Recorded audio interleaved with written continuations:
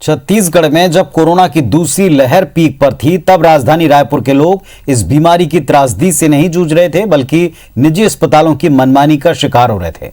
राज्य सरकार की स्पष्ट मनाही के बावजूद मरीजों से एक एक दिन के लिए 40 से 50 हजार रुपए तक वसूले गए। इन मनमानियों पर नकेल कसने के लिए जिन्हें नोडल अधिकारी बनाया गया, उन पर भी कई आरोप लग गए।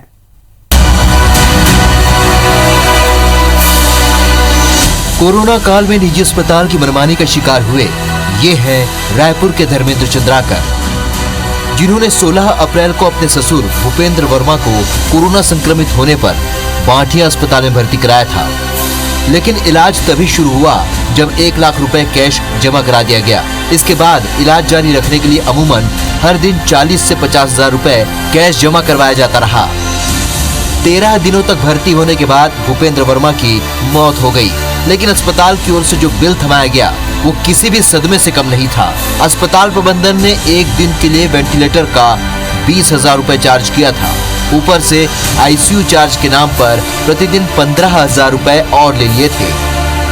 डॉक्टर की कंसल्टेशन फीस, पीपीई किट का पैसा भी जोड़ लिया गया था, जबकि राज्य सरकार के आदेश के मुताबिक वेंटिलेटर, आईसीयू और कंसल्टेंसी मिलाकर एक दिन के लिए सिर्फ 14 हजार रुपए लिया जाना था। धर्मेंद्र की शिकायत पर 3,25,000 रुपए वापस लौटाने का आदेश दिया गया। साथ ही 14 दिनों के लिए कोरोना अस्पताल का लाइसेंस भी सस्पेंड कर दिया गया, लेकिन धर्मेंद्र इस कार्रवाई को काफी नहीं मानते। हम लोग ने इसका कंप्लेन सीएमएचओ में यहाँ पर किया था, जिला प्रशासन को किया था। लंबा कम से कम 15 दिन के बाद ये मौका आया है कि हमें असंतुष्टि के तौर पे जो हमें राशि है वापस की गई। मेरा राशि 3,25,000 रुपये मुझे वापस किया गया।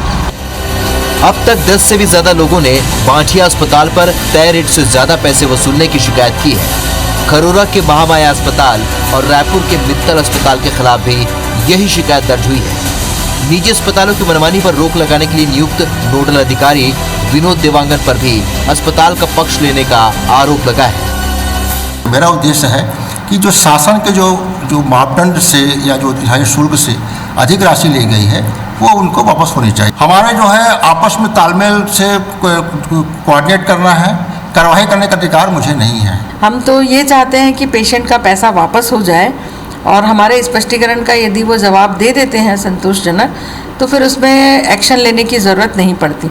लेकिन जहां हमें लगा कि ये इन्होंने जवाब भी नहीं दिया है, हमारा कहना भी नहीं मान रहे हैं, वहां आपने देखा कि हमने एक्शन लिया है। निजी अस्पतालों ने जानबूझकर सरकारी आदेश की धज्जियां उड़ाई।